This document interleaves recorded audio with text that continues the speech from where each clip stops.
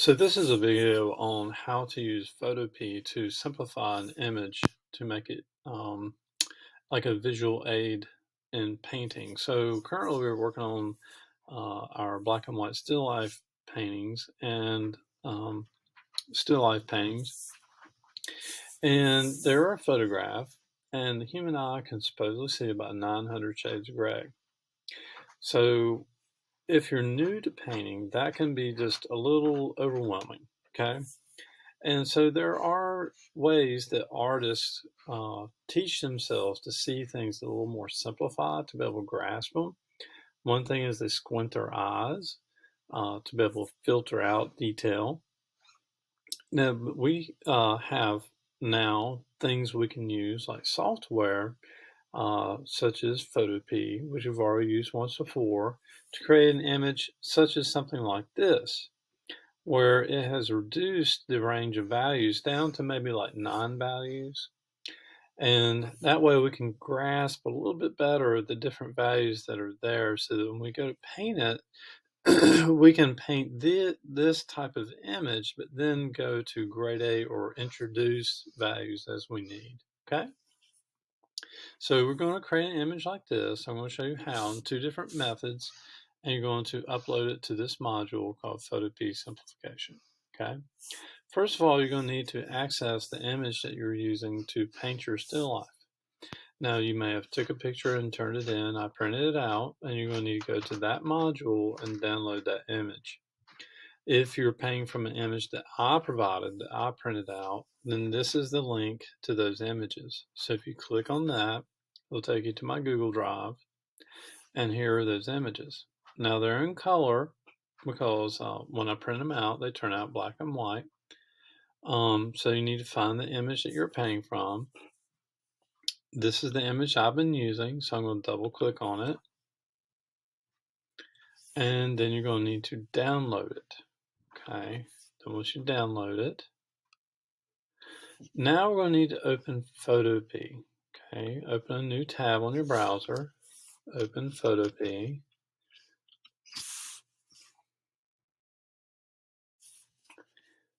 And then from here, we're going to go to File and Open. Now it takes me to my downloads on my computer, and that is where the image was downloaded. So I'm going to click on it to select it and then open it. Now we need to get rid of the color, so we're going to go to Image, Adjustments, Hue and Saturation. And then we're going to take the saturation level here and bring it all the way to the left. And you see all the color get taken out of the image. And we're going to click OK. Now, if I zoom on this and compare that to the image in the module where it's been simplified, take a look at the difference in all the amount of detail and grays, subtle grays that are there versus in the image that I created as a visual aid. Okay. So obviously I think, it's a little easier to grasp if you see this to paint from. And then you could blend these edges together to create and introduce values and grays to create something that looks like this. Okay. All right. So there are 2 different ways to do this. I'm going to let you decide which one you want to submit. Okay. So first of all, the first one is Image Adjustments, and then go to Posterize. Now, Posterize automatically opens up with 3 levels, and you can see here is very high contrast and oversimplified. So we're going to increase those levels very subtle and slowly till we're about at 7, or 12 is too much, so I'm going to back down. 8 feels pretty good. Okay, if I zoom in here and you notice across at this area right here, if I go to the preview here with the little check mark and uncheck that and then check it, you can kind of really see how this really tries to actually introduces a very light value right there, and it just makes it a little more apparent, the values that are there.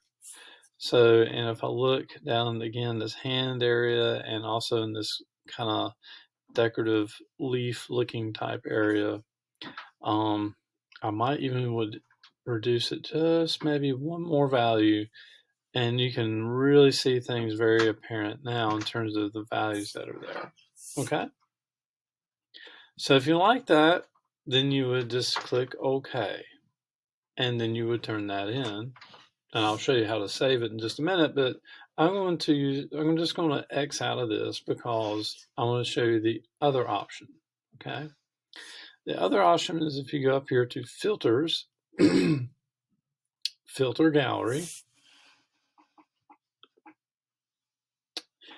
and it gives you a thumbnail with filter on it.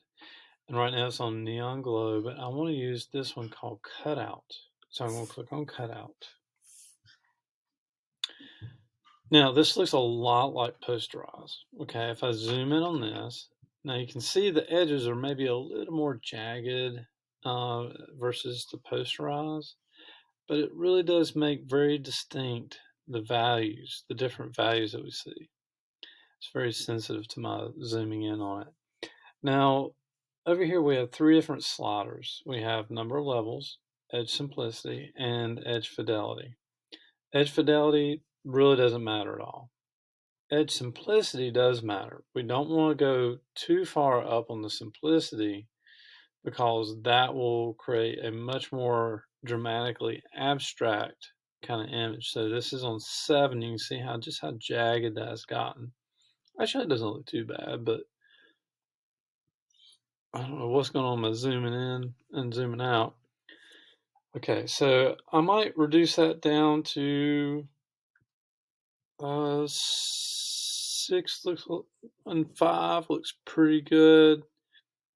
So I'm going to stick with around 5. I'll let you be the judge of that, but I don't think I would want to go 7 or above. Okay. Now, number of levels. It's on 4. So we see here 1, 2, 3, 4, but I see actually about 5 levels in terms of values. Actually, there's another one here. So I don't know what that 4 necessarily is because 1, 2, 3, 4, 5, 6, 7 values. Okay. So but let's just increase that just a little bit and see what that does. So we're on 5. And you can see just the number, just all the different values now that we see in this. So let me zoom in on this area. And you can see again, the edge simplicity is what creates all that kind of jaggedness. Let me reduce that edge simplicity just a little bit more. Okay, we're on 3 now. So now what it's doing is using this kind of jagged look as a way to suggest a gradient. Okay, it doesn't want to create a very straight, crisp edge because then that would take away from the illusion of a gradient there. Okay, so anyway, so I like 3. It looks pretty good, and I like 5. So if you want to go with that to turn that in, so I would click OK if I'm going to use this one, or I would click OK if I was going to use the posterize. Okay. All right. So how do we save this and turn it in? Oops, didn't mean to do that. I would go to File, Export as JPEG, and this is just a thumbnail of that. Okay, there it is, just a thumbnail. And so this says name. So I'm just going to put simplification and just click save. Okay.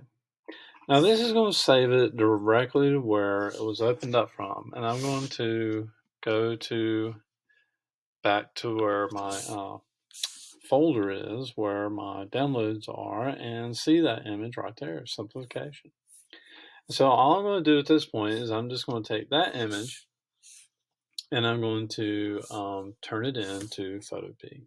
Okay, just like I have here. Okay, so do that. Whether or not you want to use this image as a visual aid or not, at least now you know how.